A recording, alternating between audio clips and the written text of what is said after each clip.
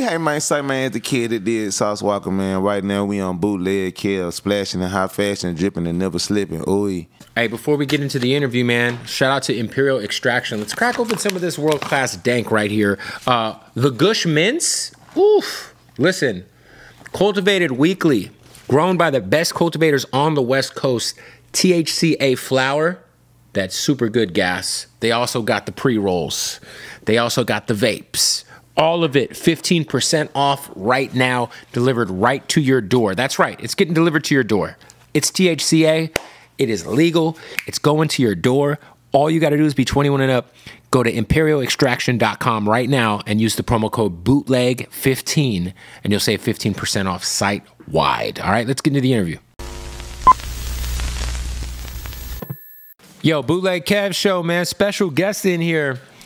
I would like to give this man his flowers because I do feel like there are very few artists who have heavy influence on culture, have heavy influence on some of the biggest artists in the game but don't get their credit.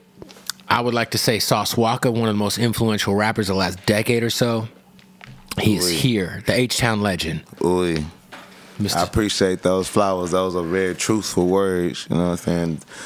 That's a different side of the truth that some people don't want to, you know, reciprocate or acknowledge. How many huge stars that like have basically built their whole makeup off of, you know, the Sauce Walka legacy and my style and my indifference and your slang, all that your shit. fashion. I mean, it'd be funny sometimes because I hear some people say it'd be funny like. I hear like the fans of the comments, they be like, "You look like an older version of so and so," and it'd be funny like they just don't know that they really looking at this artist re-emulating me. You know what I'm saying? They no, you mean that they look like a younger version of me is what you're trying to say. But, yeah, because you've been doing this shit for, I mean, dog, years at this point. Like I think I just told you, I think the first time we worked, I DJ'd for you at a show randomly. Was maybe like 10 years ago, 9 years ago, something like that. Yeah, I officially like been a successful superstar artist for like 10 years. So I've been rapping. Like the TSF thing started in like 2013. I blew up 2014. It's 2024 right now. So yeah, that's a full decade, like on paper. But you know, the battle and the fight for the success has been a lifelong journey. Yeah, because I think about like, you know, so many people have came to Houston and gotten. And you know, there's guys like Drake who have given back to Houston a lot and like made it a point to go out of his way to kind of like still be there for Houston, show up, do events, and you know. But I just feel like Houston is like one of them markets that's kind of like the Bay Area in California, where so many people have like taken from it, but for whatever reason, the credit is never really necessarily like attributed to it as much as it should be.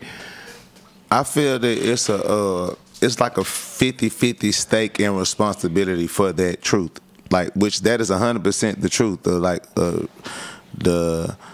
The legacy and the lineage of Houston has been appropriated and recycled without Houston getting the recognition and the flowers or the opportunities that comes from the ideas and the culture and the essence of Houston. But I blame 50% of the responsibility of that on the industry. I blame the other 50% on the city of Houston, Texas, because we have become more of a consumer's market than a seller's market, and that's not the origin of Texas sound.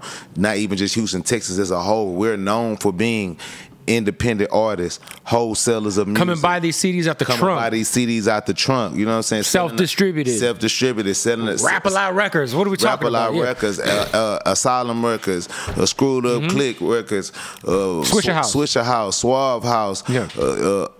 Shout out to Tony Draper. It goes on and on. Dope House. It goes on and on. All of these are independent multi-millionaire record labels and distributions. South distributions. I can just keep going on. It's so many different pillars in the state of Texas that have been, even DSR in Dallas, not to just cut them out. The DSR, remember DSR? Right, so it's so many different Texas pillars who have been independent and made millions and millions of dollars, nothing less than 6 figures, high 6 figures a year off of being independent and representing, being engulfed and like overly loving and appreciating our sound. The internet kind of fucked that up. The internet broke that up. Like, people from the Bay will never get out of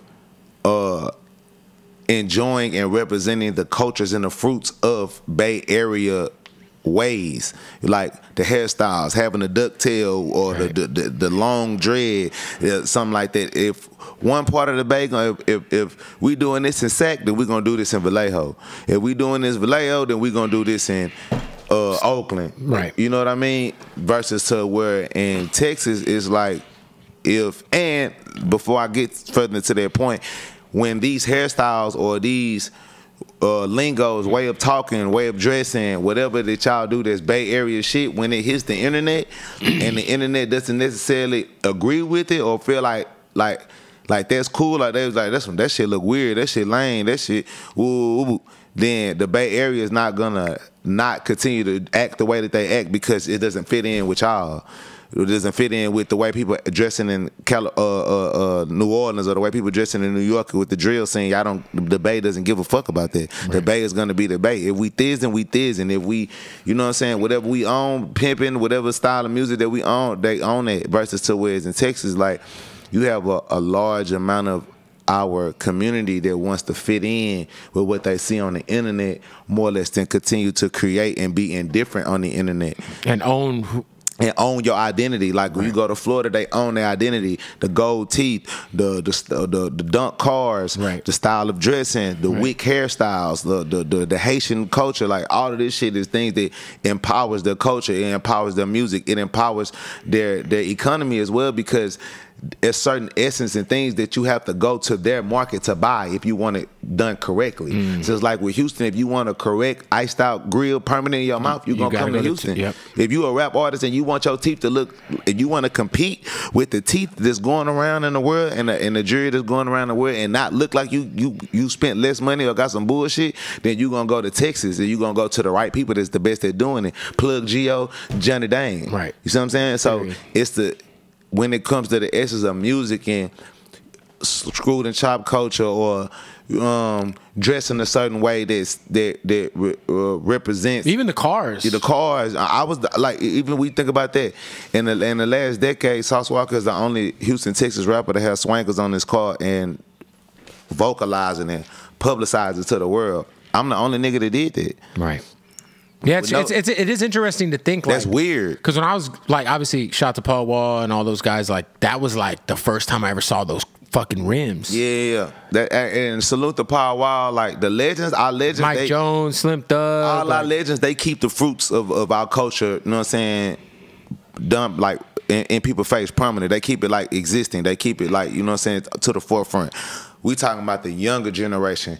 The younger generation and the current generation is who plants the seeds to the future. Right. So if the people that's between the ages of 35 to 25 is not doing it, then that means that the people that's from the ages from 25 to 15 are not going to want to do it. Right. You know what I'm saying? Because between 15 and 25, these are the young adults who are on the TikTok, who own all the social media platforms. They playing sports. They still in high school. They still in middle school. So whatever information that they downloading into their brain that represents their city and their culture, they going on the internet and making a thriving force. That's why the drill scene has lasted so long, because it's not about the rappers just running around shooting each other and dancing and fighting and representing the hoods. It's about these children that we see on the internet constantly programming our brains with these dances, constantly programming our brains with these skits and these TikToks, and then it goes global. Now we got people way in the UK making drill music and drill dances and altering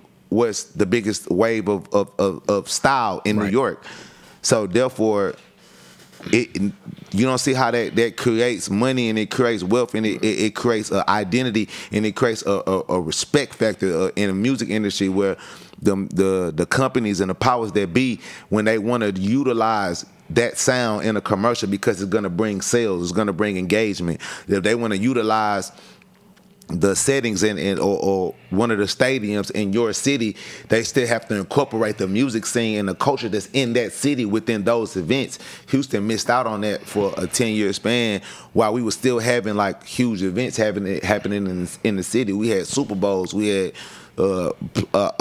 All-Star games, we've had NCAA tournaments, Final Fours. We've had all of these different things and go on in the state of Texas, along with our annual stuff like the rodeo, Texas Rodeo Lifestyle. Exactly. See, you know about this type of shit, but none of the 10, 15 young dominant artists from the state of Texas are ever involved in these things. Yeah, I mean, I thought it was interesting. Like, obviously, don't know the politics of the Houston Rodeo. Mm-hmm. It's a huge. For people who don't know, the Houston Rodeo is probably the biggest annual event in Houston. Period. It's at the football stadium. Absolutely. It's all weekend long. It's a month long event, but the main shit is a weekend. The main shows is a weekend or two. It's like a weekend or two. It's like a country weekend, but you still gonna have some good soul singing artists, some good R&B artists and stuff like this. Like you will have some other artists who not necessarily rappers, but they make like alternative music. They'll be in that part, and then the next weekend is the rap one. Well, like recently, it's a rap weekend and it's like a singing weekend. Yeah, I was gonna say recently because like obviously when we think of like rodeos, we think of like country music, fucking rednecks, whatever, right? Right. But it's like very much a part of Texas culture. There's ranches all over Texas. Like it is what it is. Yeah, for sure. Like I grew up in riding horses in my hood. And you right where you're riding a horse, you'll see a Lamborghini, a Porsche, Ferrari, or Rolls Royce drive right past you. This is part of the culture, right? It's just a part of the life like that. But like I know recently, was it Bun B that put together like the? Yeah, for the last 4 or 5 years, Bun B been like, or like maybe 3 years, 4 years. Just I don't know. Putting together like the all-star team of the who's who. I think Drake came out of the last one. Yeah, it's a lot. This last one, I know OT came out, which was big for him. Shout out to OT. Yeah, OT. That was like a little ray of sunshine for us. Like, well, I was gonna say like, how do you feel about it though? Could you ask about Houston? No, just the rodeo and the lineup and stuff. I thought it was dope because I mean, look. Like I remember, I think the first time I'd seen Bun B doing it, at least to my peripherals, because I watched Yellowstone, that show with Kevin Costner, so I started paying attention to rodeo shit. Yeah. so like not this last time, but the time before, because I was telling my wife, I was like, yo, low key, like we should go to this fucking rodeo because we were watching Yellowstone and shit, you know? Right. And I was like, yo, Bun B's putting together a fucking lineup, and it was like the H-Town All-Stars, and it was like everybody was. I thought it was dope, but I think that like it's funny that you said what you said earlier, right? Because like I said, I'm a big like Scarface is one of my goats, man. I love Scarface. I love the Swisher House movement. I loved all that shit, all the color changing click shit. When I was a kid, I used to sell those mixtapes in high school and shit. And it's funny that, like, some of the biggest artists, I always forget, not necessarily always forget, but when I'm talking about Houston artists, I always forget to mention the biggest artists from Houston. Does that make sense? Because it's not necessarily, like, the front of their imagery or branding. So, like, you know, we'll talk about Houston artists all the time, like, and I'll be like, yo, Max O'Cream and fucking OT and you know, Peso or Sauce Walker or whatever. But I always forget, like, oh shit, Don Tolliver's from fucking Houston. Exactly. Megan's from Houston. Exactly. You know, because we don't have Travis is from Houston. You know, and this is a guy has done Astro World in town and has worked with any of these people at the rodeo. That's fair. Or any of these people at the rodeo, or any of these artists performing at the rodeo, any of the last 10 artists that you just named, except for one, LT. That's real. That's weird. But love and respect to Bun B and everything that he does for Houston and the state of Texas. And it's probably some things that's out of his hand, out of his control. But at the end of the day, if you was to compare that to what you would say is the Summer Jam in New York, if you was to compare that to the Birthday Bash in Atlanta, you could say the who's who of any of those artists from those cities. They've already been there and done it. They were never in the history of niggerdom. They were never in the history of music allow these type of events to go on and not have the young artists. We talking about this right. I don't care. Yeah, if 41, Jen Carter and Kyle Rich and those guys just did Summer Jam. Okay, then 41. I mess. I mess. Yeah. Exactly. That shit right there.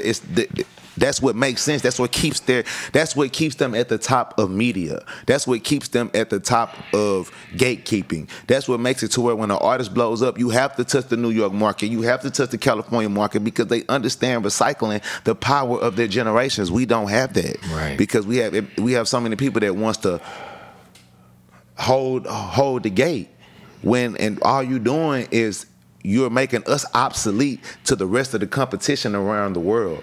Around the world, it does not make sense to have a Rolling Loud. What you basically just saying is that our Houston Rodeo is to the equivalent of a Rolling Loud, a Coachella, a Birthday Bash, these type of events where it's going to be 60, 70,000 people in the arena.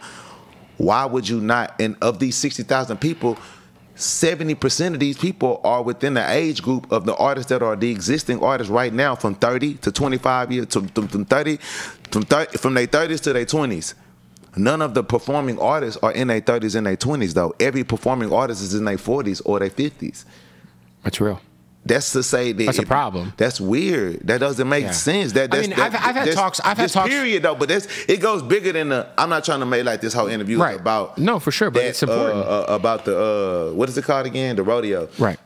That's why the rodeo is not. It's important to the older people, but it's not that important to the youth in Texas. It's not as important and powerful as it could be, and there would be other events that would come circling around that as well, because then the world would see, oh, it makes sense for Rolling Loud to come to Texas. It makes sense for us to make. Yeah, there should be a Rolling Loud Texas for sure. That doesn't make no sense. We talking about the third biggest state, fourth biggest city. Right. Third biggest state, fourth biggest city. Wait, second biggest state, right? Isn't it Alaska then Texas? What's the other one? No, I think it's New York. No. I'm talking about landmass. No, landmass, we number 2. That's what I'm saying. On all scales, we trumping shit. Right. It's for when you add about population, we're number 4. Houston, right? In America, by population, we number 4. By landmass, we number 2. By state, we're number 3. Right. So it's like, you know what I mean? And you know. If you look at just the demographic of everything, we probably have one of the biggest sports markets in America. Period. We have every team that you can imagine. Period. We have all of the basketball teams inside of one state. San Antonio, Dallas, Houston. Come on, bro. Just make it make sense. Yeah. We have all the 2 NFL teams. All the basketball. Exactly. Yep. So how can y'all not create the lucrativeness and the funds and the finances off of bringing concerts in our state? That doesn't make sense. It should be huge, immense concerts in the state of Texas with all of the big artists from outside of Texas and the artists inside of Texas. We don't get those moments because it's not enough traction coming from the state. They don't see enough concerts and enough venues and enough hard ticket sales within the state. Do you think Travis tried to do it with Astroworld? He did. I ain't no tried to do it. He did it. Yeah, and then you got to give it to Travis. Travis is the only person that did this. And obviously, me and Travis is like. That's why we like the God-like legends that we is. Like, no matter what he's going on with Travis, to Screw. You cannot take shit away from Travis because at every different level that Travis reach, he come back and do something great for the city. So it's like you can't take that from bro. Like no matter what. And I'm one of them people that be like behind closed doors on his ass about that shit. Like that's our relationship. I would like to see. I just feel like there's like this crazy moment in Texas hip hop happening where, right now, 2 of the freshmen are from the state. Some 3. What's 2, Big X? 3. OT and who else? 4 bats. 4 bats. Yeah, shit. 4 bats from Dallas. You see what I'm saying? That's the type of shit that pissed me out. Like, let's just stop it right there. That's what I'm trying to say. It's shit like that. You should know without a shadow of a doubt, off the rip, 4 bats is from Texas. You see what I'm saying? But to be fair, he hasn't done a ton of media. He's done enough. He's done way more than, even though the way he came out, the way he blew up on From the Block. From the Block said that the man was from Dallas every time that he was on there. From the Block showed that he blew up on his street. If you go to his From the Block performance, the Dallas. The barrier, the border that's around it, it shows Dallas. Strawberry Street, Dallas, Whoop Whoop, Texas. It's not enough. Texas is not putting enough emphasis on Texas. Right. We're not grasping this character, and this artist is saying that's another representation of us. Post Malone, that's another representation of us. So Big Extra Plug, Sauce Walker, and Mexican OT. We shoving it down your throat. We shoving the Texas like Texas mother. Yo, fucking, it's crazy. Yeah, no, it's crazy, and that's for every me. artist should be doing that. Right. Not just the like artists, this is our the culture. Community, right. the fans, the people should support it. They should support the slowed up shit. They should support all Texas music. Listen to it. They should wanna even the promoters and the club being used and shit like that. They gotta stop trying to underpay. Like, I'm one of the few artists, I get paid what I want to get paid wherever. I get, even if I'm going to an event or a place in my city, I'm getting 25, 30,000, 15,000. If I'm just doing some walkthrough shit around the world, I'm getting paid 25, 30,000, whatever. But it's so many people in the city and party promoters try to make the attempt to undercharge or underpay, or, you know what I'm saying? And I know that everybody else, that's what they're getting. That's why you don't even see our super duper stars Megan Thee Stallion and Travis Scott doing events and parties in the city a lot, because the city don't want to pay them what they deserve. Right. So they have to come and do events on their own.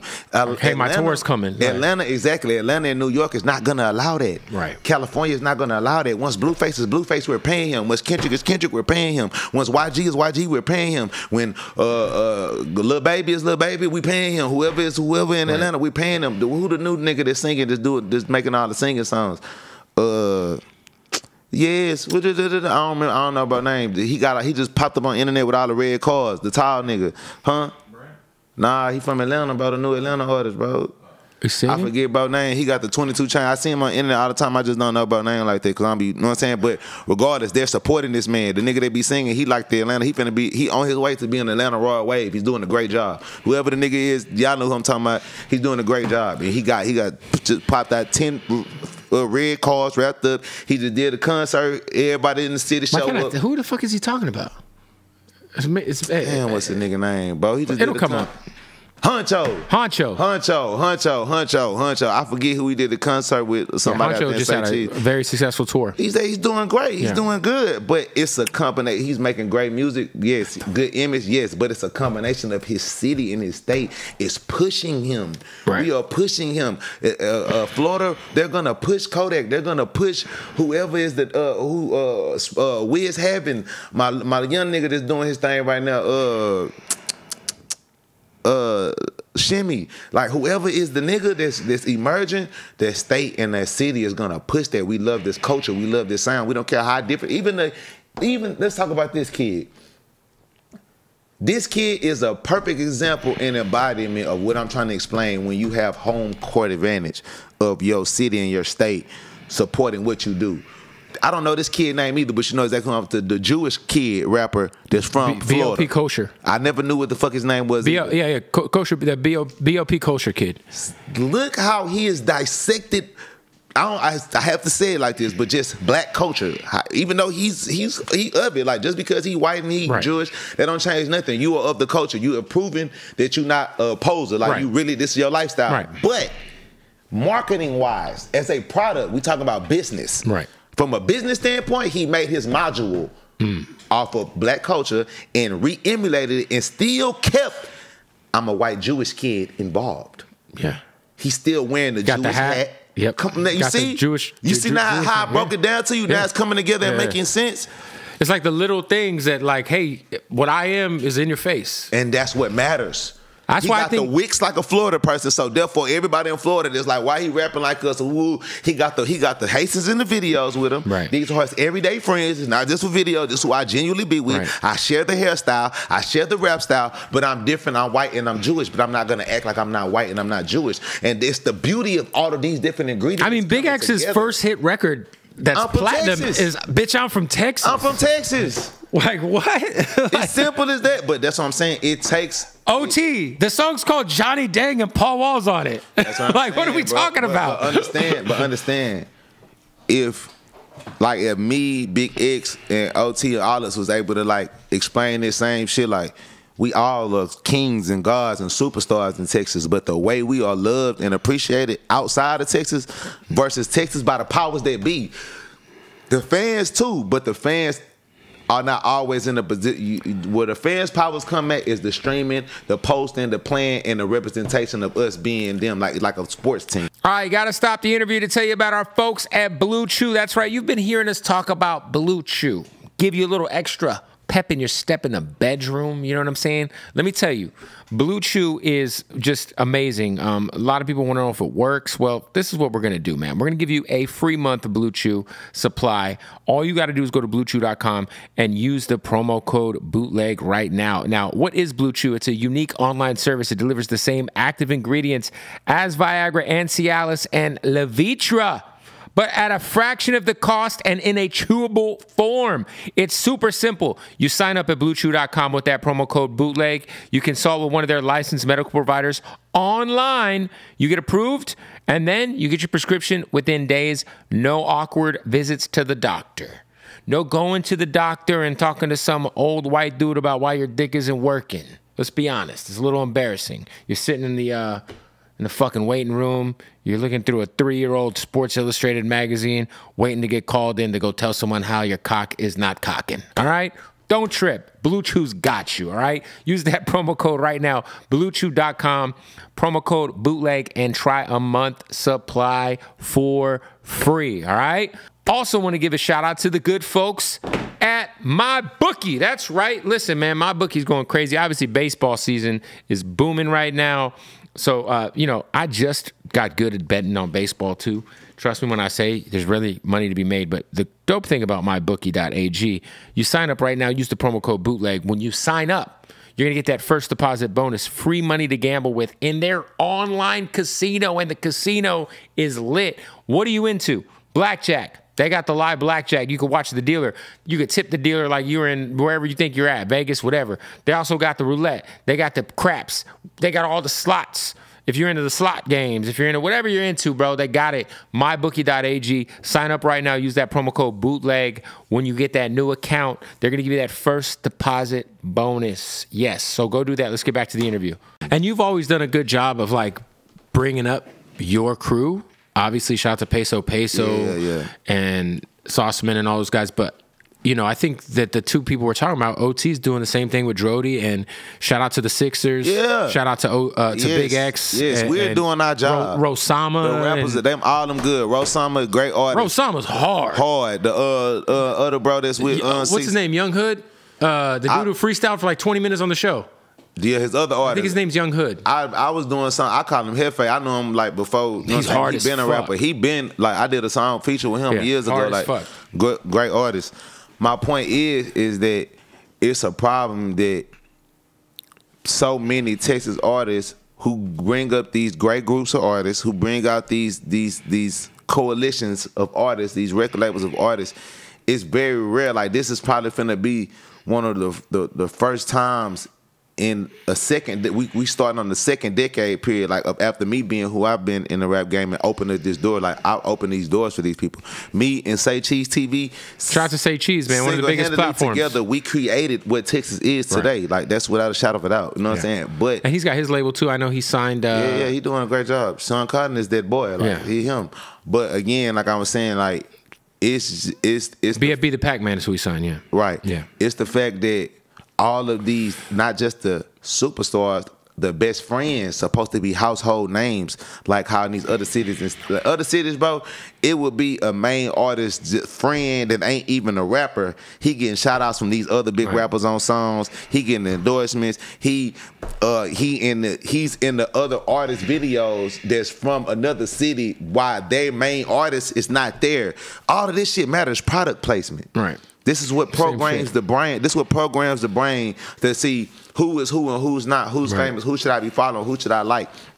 And to be honest, it's enough Texas superstars and artists for us to do all this shit on our own. But niggas, everybody got to put their bullshit and their egos aside. And there's like hella women that are doing it. Ken the Man's dope. I think Libra Jolie's from Texas. So look, this one. See, I love when you bring up all these people's name, when you, which is all Texas superstars. Now tell me the songs and videos that we all got together. Right. Where's the Kinder Man song with Lil Kiki, Sauce Walka, and I don't fucking know, Kirko Maxon OT. Shout to Kirko too, man. Yeah, Kirko, like just period, like.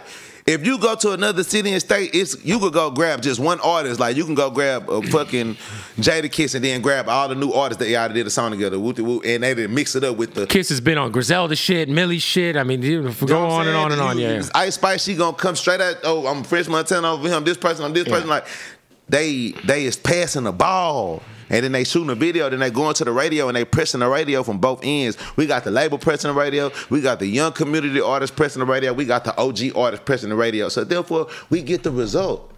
That's all I'm saying is missing in Texas. There's like a huge flaw. And it's 50% of the artists and the people that's in position of power, the promoters, the radios, all that shit. And then the other 50% is the fans and the supporters because they take the It's like they take they take the willpower in the fight out the artist. They can't take the fight out of me because I'm a god.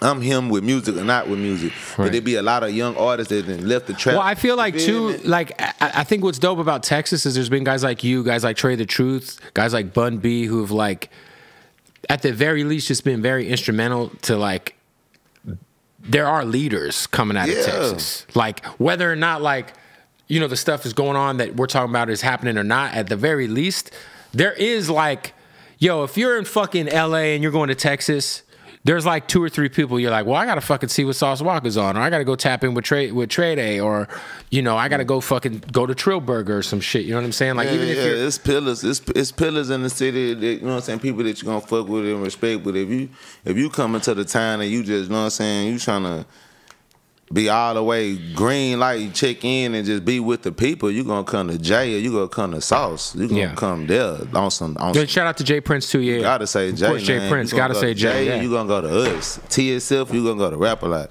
You know what I'm saying? But on some coming through the city and enjoying the city and you feel me, like going to like landmark places or landmark artists, and all of those, or we out the Trays, the Zeros, the Kiki, Bun B, you know what I'm saying? Everybody is there, everybody play their position. For sure. We from a city full of legends, you know what I'm saying? And I love all the legends that we have in our city. It just, I feel like we all should do more. Like we all could do more. We all should do more. And I'm not like the same way how I say what they should do. And as much as I do, like I do a lot, but I still try to do more. That's why I got the Sauce Factory. That's why I bring all the young niggas together. I'm bringing the rappers from out of town with the young niggas in. I'm bringing these niggas in their studio sessions. They ain't got nothing to do with them. You know what I'm saying? Don't even know them. I'm just get everybody together. Doing whatever I can to make everybody, you know what I'm saying, reach their potential. You know what I'm saying? I feel like we just need more of that. But you talk to me, man, because there's no shit to talk about the net. For sure, there's tons. I'm sure. The one thing that I always appreciated about Texas is I remember the first time there was like something. It might have been an MTV video or something, but when Slim Thug came out, he said he was already platinum. He was. He was, right? He was. He already sold 1 million units. He was living he was doing big shit before we even knew who he was. And all our legends is. Well, I was gonna say I feel the same way about you because I remember seeing videos of you and I would be like, "Yo, how's this guy so fucking rich? Like, Jesus!" And this is not like recently. This is like 8-9 years ago. Like, yo, this guy Sauce Walka got shit moving. Yeah, I'm on a baller stretch. And the other thing that I want to break down, because like there's rap hustling when you're an independent artist and you know how to kind of, you're a fucking all-time great rap hustler. I gotta be like top 2. Yeah, I really think I'm the number 1. Bro, when I tell you that you've DM'd so like you're like, break down the rap hustle in general, because I've had you shit. I put it to you like this, like, okay, for number 1, like what I've always felt like is that rappers or like people in position of power with social media presences, they use their social media, they look at their social media platform like their baby mama's vagina. Like, I cannot share this with the world. Like, this is my this is my aesthetic. I don't want to mess up my social media aesthetic. My social media aesthetic. And I look at my social media page like Walmart. This is a place of digital business, a place of digital real estate, excuse me, that I have a fluent flow of customers going in and out of it every second of the day. Now, the amount of traffic that I have going through this digital real estate, that is determined by the amount of activity and the amount of marketing, promotion, and lights and special shit that I put on my location. But at the same token, if I can make the same money that I would make doing a concert, or the same money that I would make selling albums by letting 1,000 of my customers give me $500 for a service that, in their mind, this service is worth $2,000, $3,000, but I'm still talking about letting 1,000 people give me $500. What would that service be? As an example, a verse or a repost? A repost, okay. Or me shouting out me. It's because it in its levels too. Cause like some of this shit I'm doing for 40,000, 50,000, 30,000. But you know what I'm saying? When it came to monopolizing and optimizing, it's like, oh, okay, I don't have to give this person, like, if I do a whole song with this person for 25,000. Okay, you pay me $12.5 for the song, $12.5 for the video, and then you'll do sales too. Oh, I'm doing sales. No, that's what I'm saying. This is how we get into the tiers of the rap hustle. Like we get into the tiers of the rap hustle. Okay. That's just doing the song and the video with you. Then it's you want the promo of it. Okay. You want the primary artist? You want the fucking... Yeah, primary artist, that's another price. Right. I'm going to cut the song just on the G that we all independent. But then you want to put it on my YouTube. That's another $3,000, $2,500. Put it on my YouTube channel. You can put it on your YouTube channel. You want me to post it on my main page, or you want to post it on my story? I post it on my main page, it's another $5,000. You want to post it on my story? That's $2,500. You know what I'm saying? It's all these different levels. But then... That's me doing a whole song with you, shooting a whole video. I might charge you 10, whatever. You might want to do a package to do a multitude of songs. But instead of doing all of that work, I can make the same 50 grand by just charging 1,000 people $500. You see what I'm saying? In the course of 30 days, in the course of 30, 60 days, I done just made something that took 2 minutes of my time to something that I'm gonna repost for a shoe that I like for free, and I'm gonna give this person a marketing, a funny video that I like on Instagram for free. I'm gonna repost it to get some laughs and to talk about it in my DM with my friends, or somebody say an affirmation or some fucking quote that you think is so important, and you're gonna repost that to share this information. I could be reposting somebody else's business or idea and get paid $1,200, $1,500, $2,000, and then I can do that 1,000 times, because I'm getting 30,000 likes. 50,000 likes. If I can get 50,000 likes, 25,000 reshares on the video, I could make 2, 3, 4,000 people give me $500. For sure. I'm not aiming at getting 2, 3,000 people to give me 30,000, 40,000. I just want y'all to give me $500. I'm still making millions of dollars. Right. If I get 20,000 people to give me $5,000 in the course of a year, you know what I'm saying? And then now you multiply that by doing multiple artists. And then the other thing is one like, element. Hey, that's just one hustle. I'm in this city. Tap in if you need verses. I'm in this city. Tap in. You need a verse. You need promo. You need me to come to your party. You need me to come to your store. You want me to listen to your music. This shit go deep to just consultation of listening to music. You want me to listen to your song, brother? I would not listen to your song on my own personal time. Right. But if you want me to listen to your song and give you my personal opinion on what you should do, basically I'm being a consultant. Yeah. $33,000. Yeah. $33,000, bro. I'm gonna sit there with you, smoke a blunt with you, listen to your song, tell you what I FaceTime, whatever. FaceTime video, all of these are different properties that can get sold. Because Jesus. Running it up. I could sit up here with my motherfucking phone in my hand, bob my head. This ain't even I'm not even listening to your song. I'm bobbing my head. I sell you the video of me bobbing my head for $4,000. You could put your song on 3 different versions of it. I done sent you 3 different angles, 3 different shirts on. Right. I'm just bobbing my head. Now you just throw your music sound on top of, you see what I'm saying? Right. That's crazy. How can I ever run out of millions of dollars when I understand? I want to get into how, from your perspective, and we won't get into why your perspective matters in this field, but you know, when I was growing up, we had a track in my town of Phoenix, Van Buren, in which there was always, it was where you went, there was hoes on the street. I want to know from your perspective, being in Texas and you know, living the life that you've lived, how did the internet and OnlyFans change what we know as the... It's a red box for the exotic industry. It's Hulu for the exotic industry. It's because Netflix. You still have tracks everywhere. Like shit, you go to Fig and there's women everywhere. It's tracks all around the world. But like I said, with anything in life, it's levels. So just like in the dope game, you got selling little crack rocks. You got people that's selling half a zips. You got people that's selling megatons and using planes and jets. Right. Marijuana. It was a point in time where fucking Burner was just a regular trapper and rapper, and now he's on the cover of Forbes. Now he's on the cover of Forbes as being a fucking businessman and genius entrepreneur through cannabinoids and cannabis. Correct. So I felt that.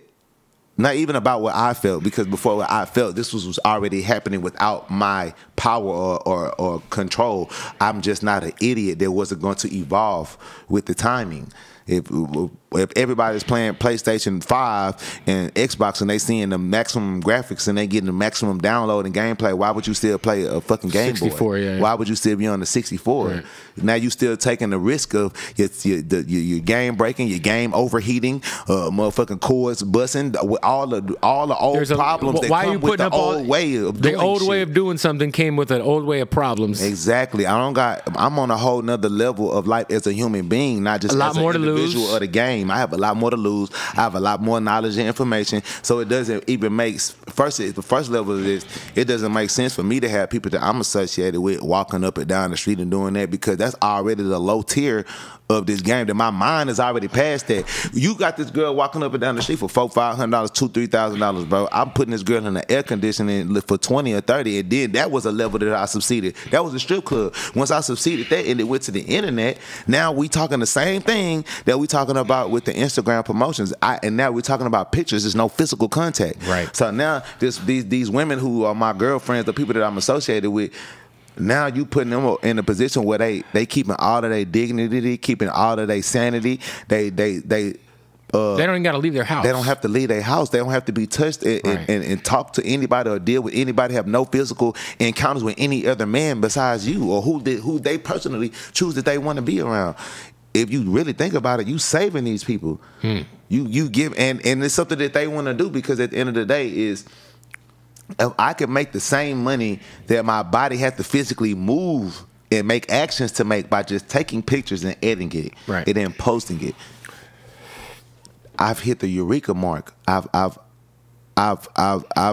cracked the code of life. Yeah, shit. You don't even have to give a lap dance anymore. Exactly. Why would you want, think about all the things that the girl had to go drive to work, have a gun on her to protect herself, leaving and going to work, worried about the guy strip club locker room drama, strip club locker room drama, fighting in the club. The managers want this percent, right, they want this percent, tipping out your fucking DJ, tipping out your DJ. All of these are real attitudes. This dude's on coke. This dude is drunk. This dude got too aggressive in the back room or on the stage. Maybe you're standing feet away from a fight, or whatever. He get hit with a bottle, touch you inappropriately.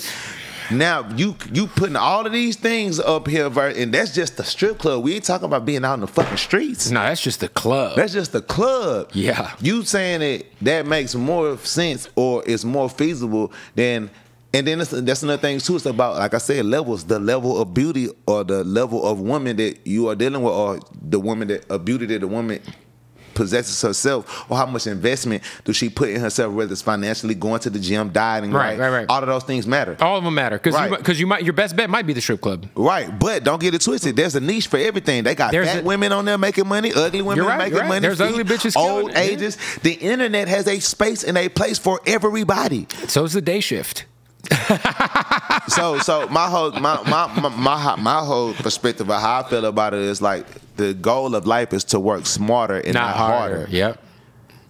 I'm pretty sure you love being a DJ and something that you might still do from time to time, because it's a passion. It's something that you love in your heart. Yeah, but like you said, it's smarter, not harder. That's why I bought a club. I'm like, man, why ain't I trying to why would I be DJ for $2,000 in a night if I could stay at home and make that money just from the crib, you know? Why be a DJ on the radio station? Is like, why that be my number one main source of income when I can go home and set up my own setup and sell my opinions and my visions to the entire world and get paid off that? Right.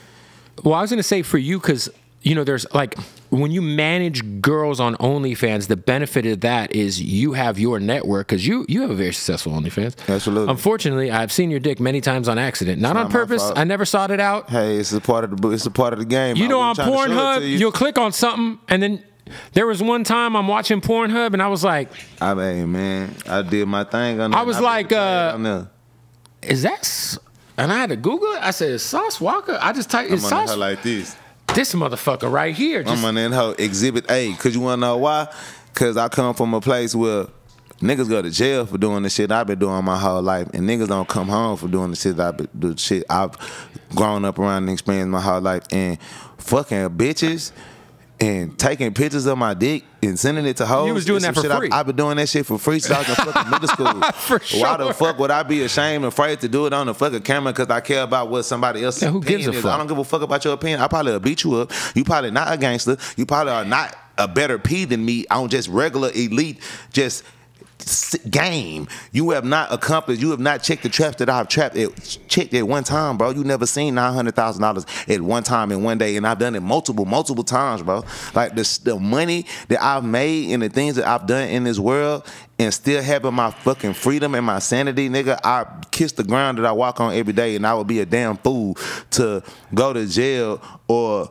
It's already everything that I do and risk doing, getting on these motherfucking platforms and talking about my past is why I'm okay to talk about it now, because this is my past. Because I have the OnlyFans. You know how many years I didn't do interviews because I knew how deep in the game I was in? No, you didn't. You know, you've been trying to get me interviews. Everybody. But I know what y'all want to ask me. I know what y'all want to talk about. Amongst the beef and the shit I had going on, then that's gonna be the next thing y'all want to ask about, which I already know that. So at the end of the day, I had to make 100% fact sure that I'm so far away from my past and that lifestyle, and that I've converted it over to something legal and legitimate to where I can feel comfortable to speak on my past and what I did and what I've been through and what's the cause that I was there. Because I come out of hoe pussy. My mama was a hoe. My mama was the game. My uncles was P's, 16s. You know what I'm saying? Like, I was born in this shit. My daddy was an athlete. It wasn't meant for me to be an athlete, but it was meant for me to be an entertainer. Right. You know what I'm saying? My daddy was a football player and a wrestling. He wrestled? Yeah, my daddy like. Oh, I'm a diehard wrestling fan. Yeah, me As too. You can tell. I got my DX Yeah, shirt but on. see, my daddy never made it to that though. Right, but Texas's indie route was legit. I'm gonna say that's why. You know how they say time repeats itself. The apple don't fall too far from the tree. Like how I'm an independent legend. I just have the internet now. Did you watch my the weapon. new movie about the Von Erichs, about the family of the brothers who like are all from like Dallas and Houston, and they ended up. It's crazy. No, I never. Great wrestling movie. It's about Texas. Yeah, no, I never seen it. But Texas has a huge independent wrestling scene and shit like that. And my dad was like dominant in that space. That's fire. He made it to the WWF and the WWE, but only as like a side person. Like he never was like he fucking. No, but that's still. He you know, never was no fucking. He never was on the video game. We never was rich. But you know what I'm saying? But you just gotta clear that shit, because when you say my daddy was a wrestler, motherfuckers just automatically think, oh, this nigga was rich his whole life. How could he come from? No, there was first of all, they used. Where did the money come from? Hold on, I got this. I ain't trying to cut you off, but let me just explain this to these people. Where does the fucking money come from when you're a wrestler? It comes from being on motherfucking Walmart with the toys on the stands. It comes from having T-shirts. It comes from being on the video games. It comes from being on WrestleMania and all of them chambers, ladders, and chairs. My daddy ain't never did none of that shit. Everybody else on the come up struggling. Yeah, I never played my dad in the video game. You never went to Walmart and seen my daddy on the shirt. You never, and everybody watching this shit, you all have been a wrestling fan at some point in your life. You never seen who Sauce Walka daddy was. My daddy ain't Booker T, it ain't Mark Henry, it ain't none of them niggas. My daddy name is Al Ray's Walker. My daddy really will whoop all of them niggas. But the point that I'm making is that my daddy was an inspiring wrestler. He was an inspiring businessman, entrepreneur, but he did not make it to the top because motherfuckers hated on him and about his indifference. And a lot of people stole my daddy's style too. My daddy had a very unique style as how he dressed and how he. It's like one of the biggest wrestlers to ever live. Like stole my daddy's complete image. But I be wanting him to tell that story. Like I don't, because I already going through this shit myself. Niggas, I think I'm crazy. But my daddy like really got the proof of that shit. Like he got the proof of videos when they was all, because he had his chance. He had the time when he was around that shit. But the point that I'm making is that like, I grew up a special type of way, so my mind is already thawed out and fucked up. So it's like I just knew and understand, like, oh, okay, if there's the opportunity for me to utilize the internet, utilize video, film, photography, pictures to stop taking the risk and the chances that I was taking to make money the same way how I used it in my rap career, because I chose to do it the hard route, not get a record deal, not go through the major labels. This is the same thing with the game.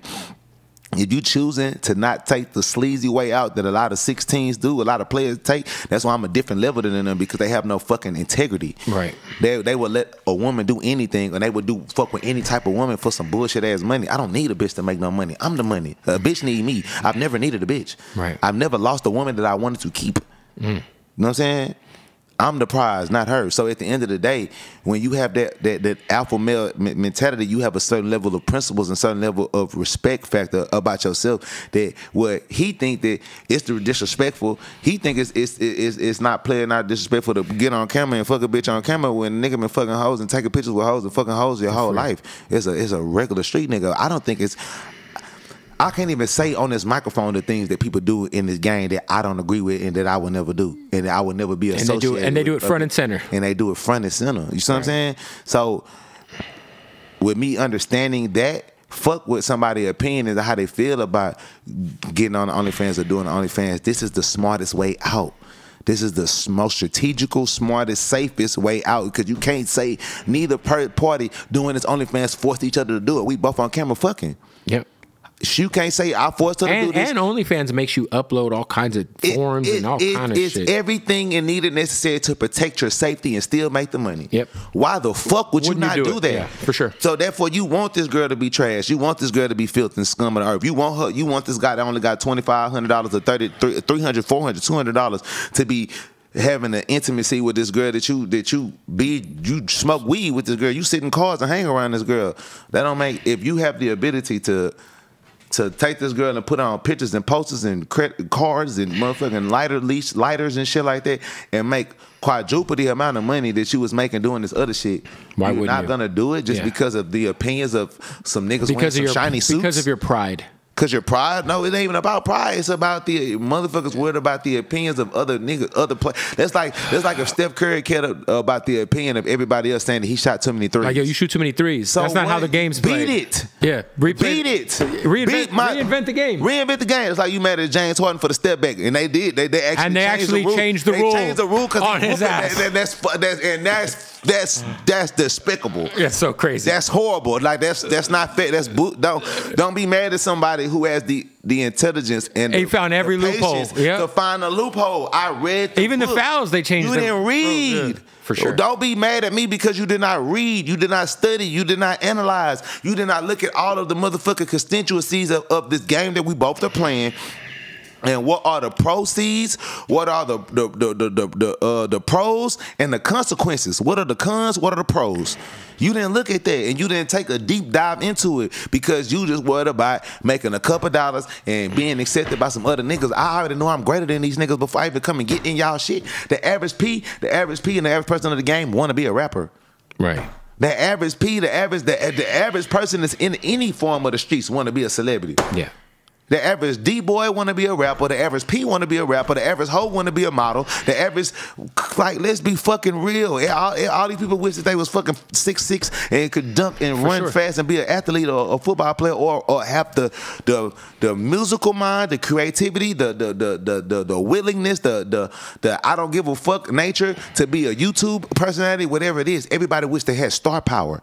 If you did not wish you had star power, why the fuck do you like stars? Why do you worship us? Why do you sit up at 24 hours a day? Why these platforms even exist? Right. You could be motherfucking learning about science. You could be learning about health. You could be learning and about there are those DNA. platforms too. Yeah, you could be learning how guns work. You could be learning about finances, financial literacy. It's all other type of shit that you could be filling your brain up with. And y'all want to fill your brain up with entertainment. Right. Because you want to be entertainment. You want to reflect what you like. You are what you eat. You are what you wear. You wouldn't wear a shirt.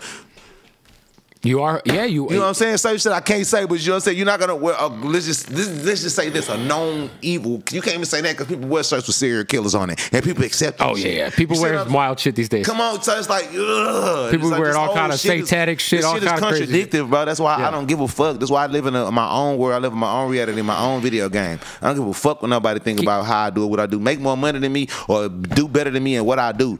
And also, I have the option to be both. Y'all don't even have the option to be both. You're you're forced to be a 16. You forced to be a 304. You forced to be a trapper. I was forced to be those at a period of time, and I got out the game. The point, and I beat the game. I'm still using the game. I beat the game and still playing with it the same way Burner doing. I just made the game legal, and boom. I'm a genius. Don't be mad at me because you're still a fool. Can you tell me how many projects you have on DSPs? Do you have any idea? Myself, or like just as a total all together that I own? Like if I go to like what do I own? Okay, or what's mine? Okay, yours and then the TSF. Okay, so my catalog, I probably have maybe like it's between 27 to 30 albums or something like that in the 10-year span from the Sauce Twins to Sauce Walka. I have between 27, 30 albums almost. And especially by the end of this year, it's going to be for sure full 30. It might be a full 30 and I miscount. I just know for sure it's somewhere. It's in that range. What about just as a label? As a collective, as a label, I probably own, I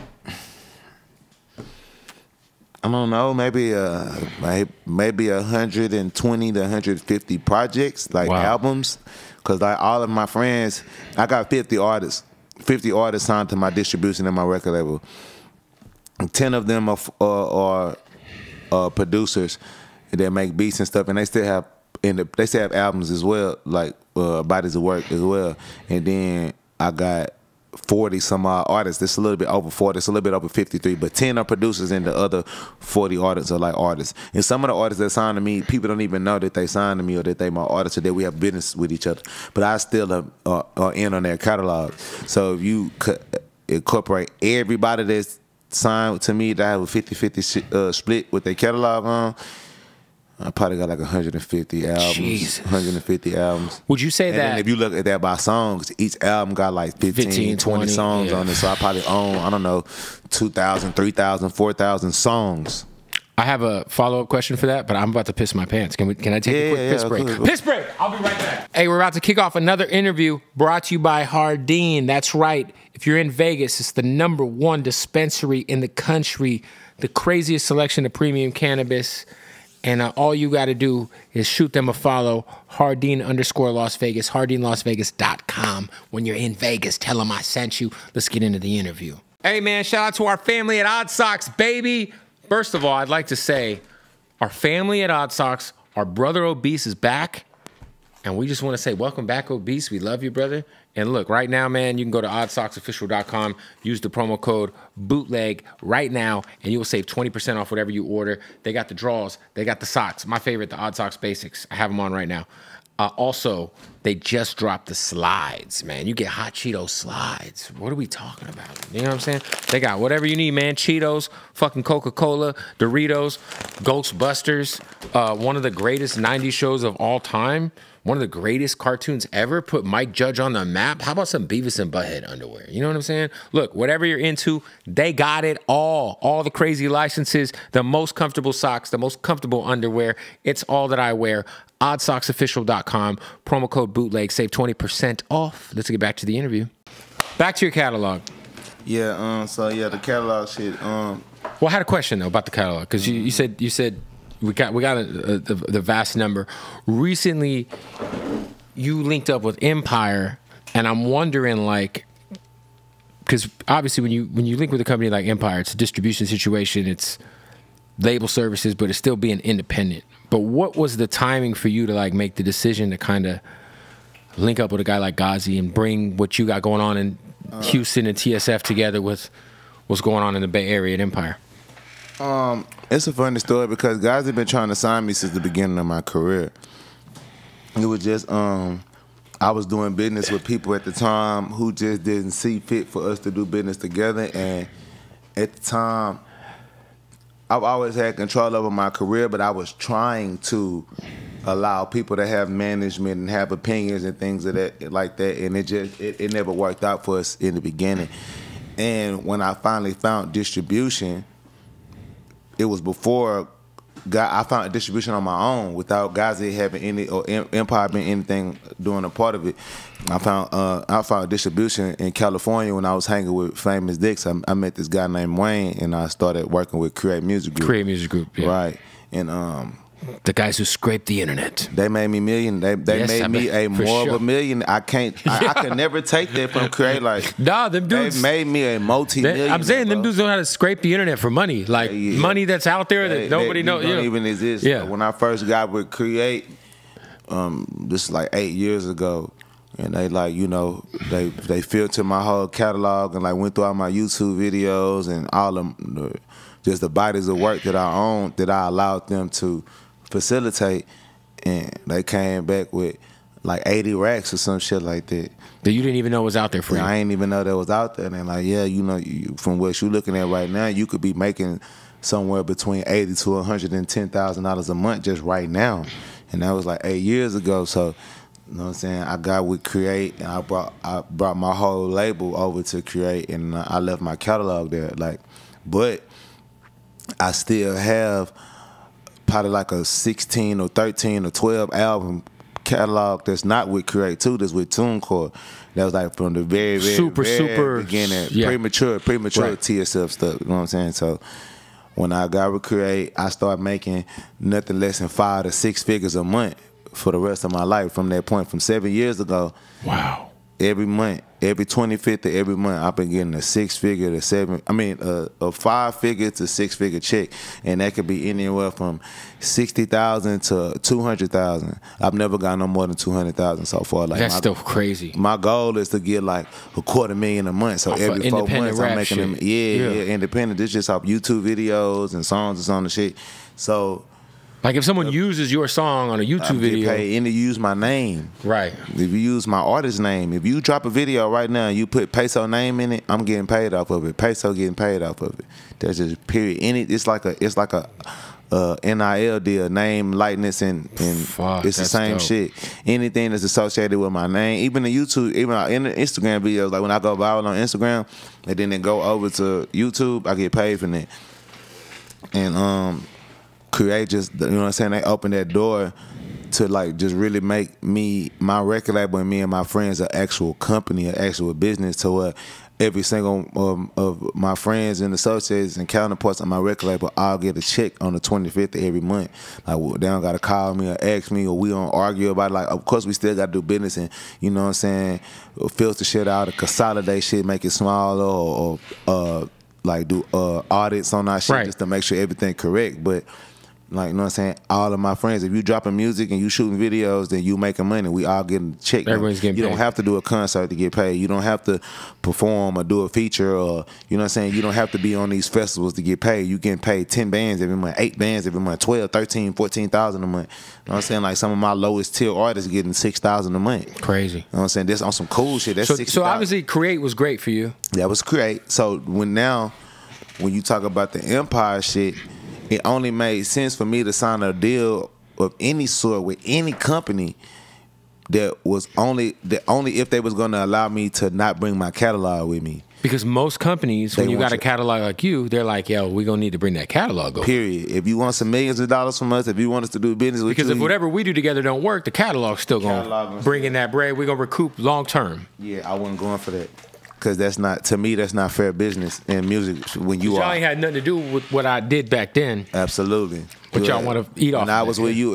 If I won a motherfucking NCAA championship with UCLA, they had nothing to do with before I came to the Raptors. Right. And then when I played for the Raptors, I went to the playoffs with them this many years. I sold this many jerseys. We won one championship. Ain't got shit to do if I get traded to Blazers. It has nothing to Right. do with me going to the Blazers, brother. Right. Y'all shouldn't own what I've done at the Raptors and what I did at UCLA just for me to play for the what you said, the team you said? Blazers, Raptors. Blazers. Just for me to play for the Blazers. That don't make sense. Don't make none. So in reality, Empire was the only. It was a few of them that kind of respected it, but Empire, like guys that he actually respected my business mind. He respected my business module, and he respected the numbers that I'm able to put up on my own without a company, without resources, without an engine, without a machine, without the being serviced correctly. I'm still creating. I'm generating 6 figures of income every month. Right. Which On your own. annually, on my own. So which is annually, I'm generating 7 figures, millions of yeah. dollars. I'm annually every 12 months, I'm generating millions of dollars, and not a small one, like a nice amount. So if I can do that for myself without having all of these weapons that y'all have at bay, why would me and you just not build a new neighborhood together? Why don't we just build a new catalog together? Because I'm willing to give you that work. I'm willing to give you 5, 10, 7, 8, 9 albums. If you're willing to pay for these albums and put me in position and give them the label services and the opportunities that they need to work and the attention that they needed to thrive, then I can do the same catalog I've created for myself. I can create that for you. I signed to Empire a year ago, so I was just turning 33. You know what I'm saying? I was 32 turning 33. Now I'm 33 turning 34 right now.